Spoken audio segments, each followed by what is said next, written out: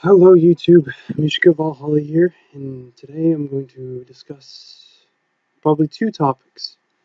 First of which is deciding which gods to work with, how to work with them, and what would be best when you consider offerings or sacrifices, or forms of worship in general.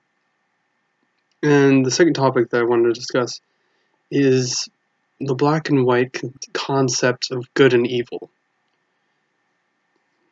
We'll get to the last one soon. First, I'm going to discuss the first topic. So, when someone looks for their spiritual path, they typically aren't sure of what they want, whether they want um, gods in their religion or they want just a spirituality with no deities, just the universe, which is, fine if that's what works best for you. But in this day and age, especially through most of time, most people have wanted something higher to work with, something more deistic, god or a goddess or a spirit, perhaps. In the sense of Norse paganism, gods, of course, and goddesses, as well as various other cultures throughout Europe and every other continent throughout history. Um, when you decide which gods you want to worship, you must first, I would consider you would first look towards your heritage. Look to where your family comes from, your ancestors, and if your ancestors come from Scandinavia or any of the Germanic countries, then I suggest looking into Germanic paganism or Norse paganism, which are basically the same thing. See, for example, the days of the week. Each day of the week is named after one of the Anglo-Saxon gods, which are Germanic gods, aka the Norse gods. You've got Monday, which is Mani's day, which is the moon god. And then you got Tuesday, who's Tyr's day. Tu is the Anglo-Saxon name for Tyr, who is the god of justice and sacrifice and so on. And war, of course. And then you have Wednesday, which is, of course, Woden's day, who is Wotan, or Odin. Then you have Thursday, which is Thor's day, the god of thunder, who also goes by Donar. And then you have Friday. It's often debated whether or not Friday is the day of Freya or Frigg. Sometimes people confuse the two as one deity, when from my experience and from my own personal studies, I highly disagree with that. They're very different characters altogether, very different entities.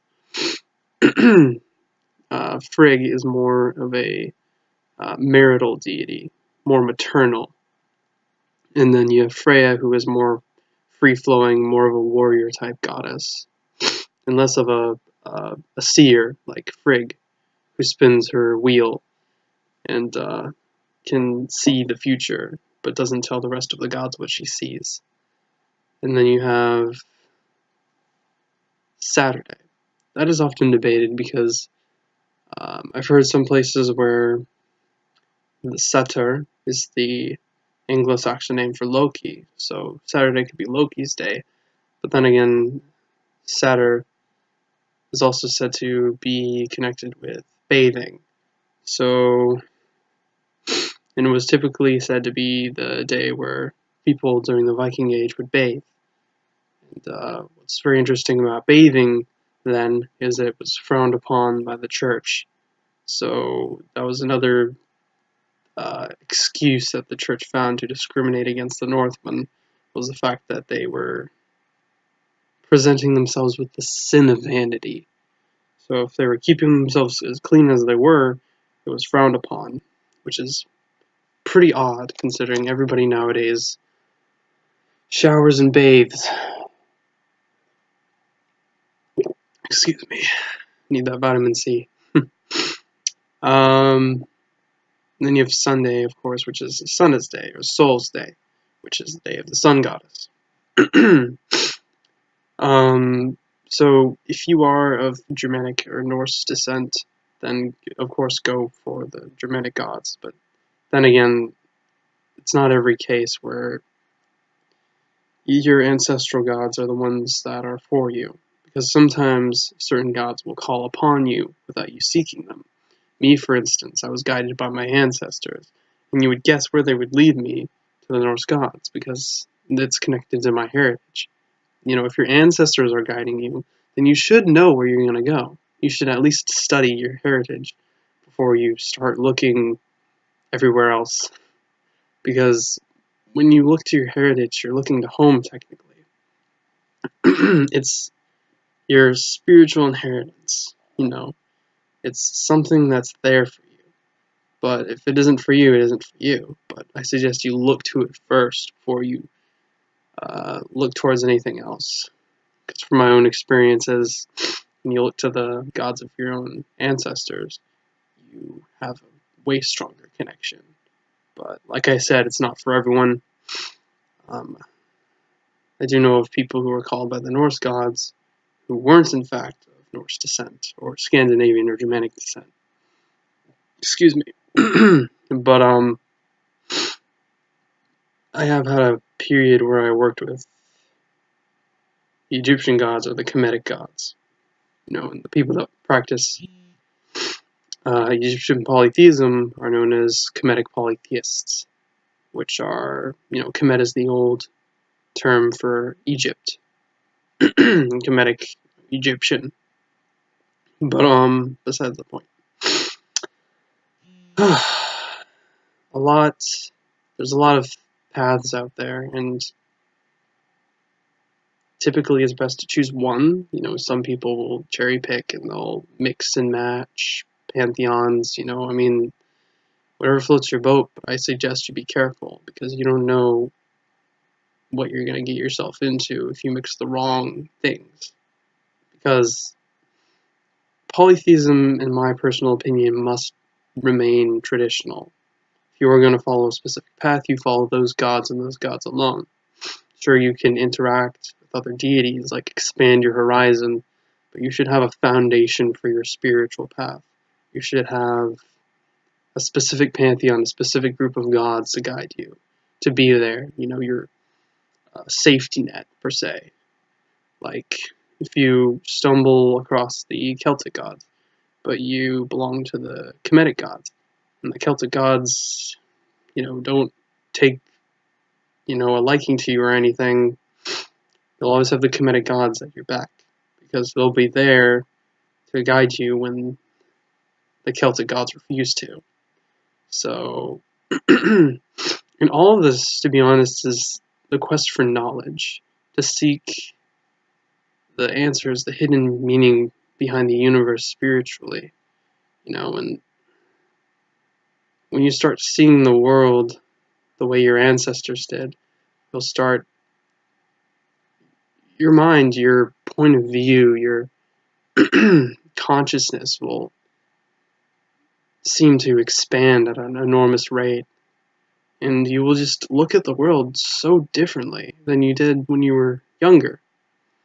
Some people are born this way. Some people just are born feeling like nothing that society says is right when it comes to reality, per se.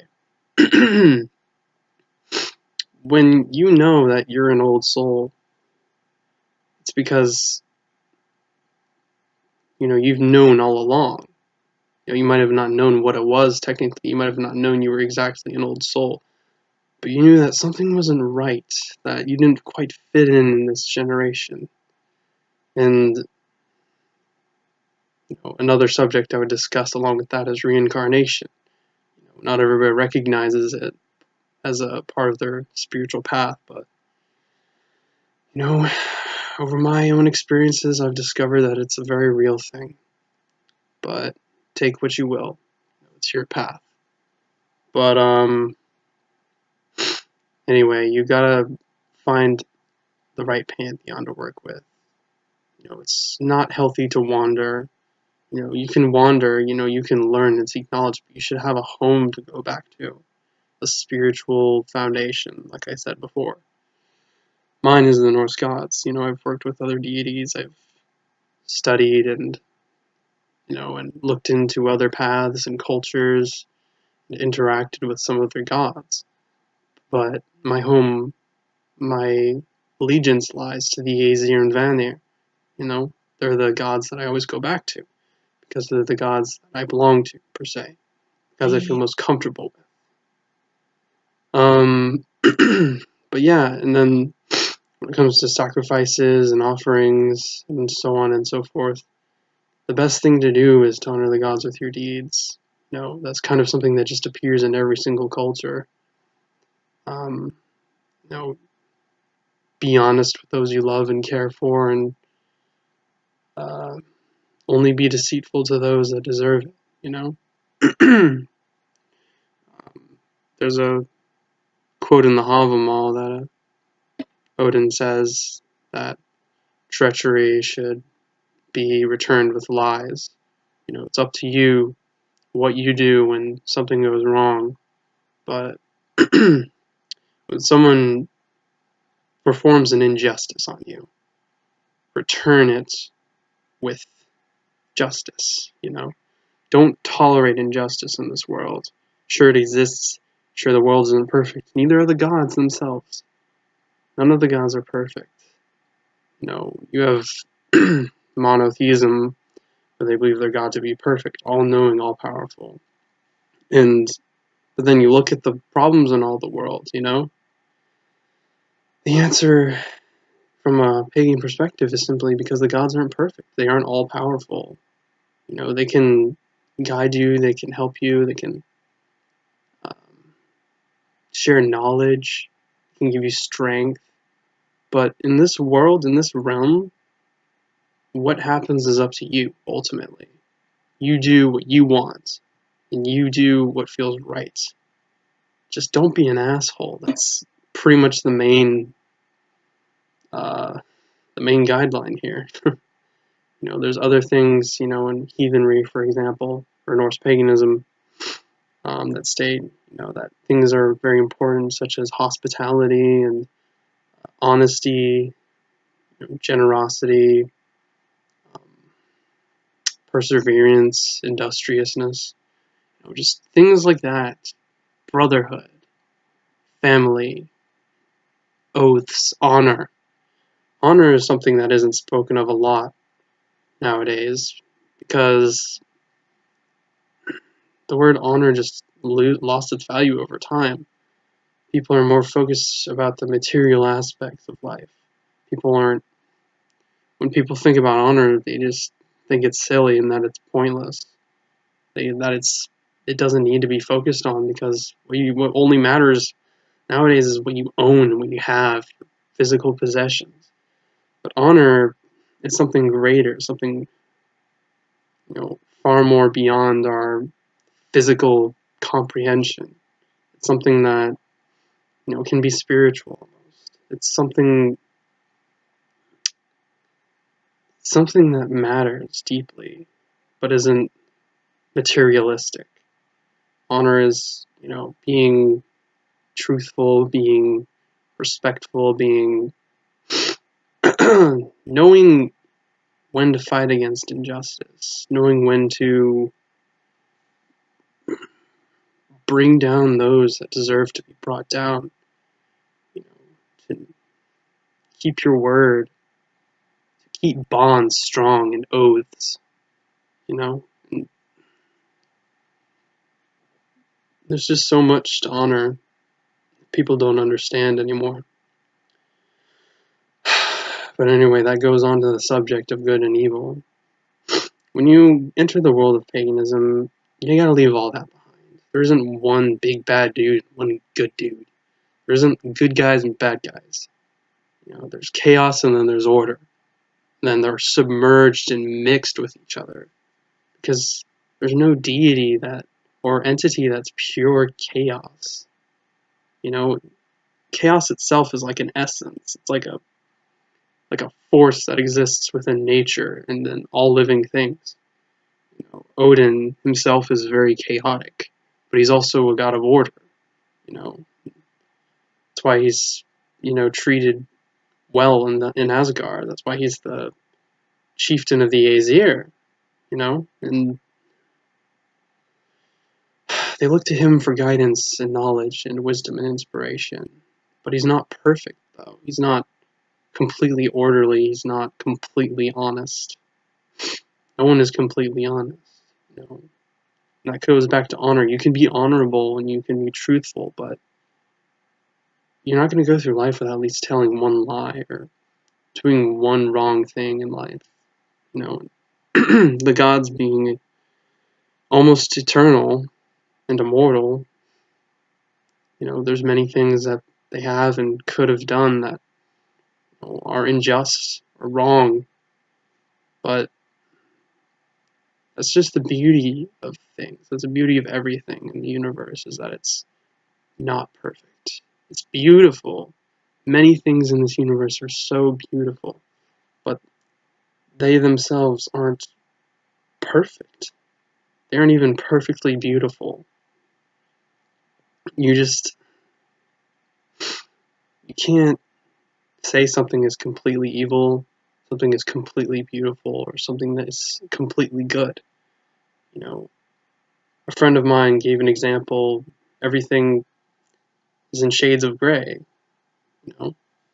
Everything, nothing has a definite allegiance. Nothing is good or evil. It's always in between. And the Jotuns themselves aren't even completely chaotic. They have some order to the way they do things. And as the gods have some chaos to the way they do things. Nothing is completely orderly and nothing is completely chaotic. Nature itself isn't completely chaotic. Neither does it have complete order. It's just something that's not hard. It's not hard for you to wrap your mind around it, because it's very simple. But people love to have this whole idea of good guys and bad guys, but it just doesn't work that way. If you look around you, there's good in everyone, just as there's evil in everyone. There is chaos, and there is always order. And vice versa, like yin and yang, basically. But I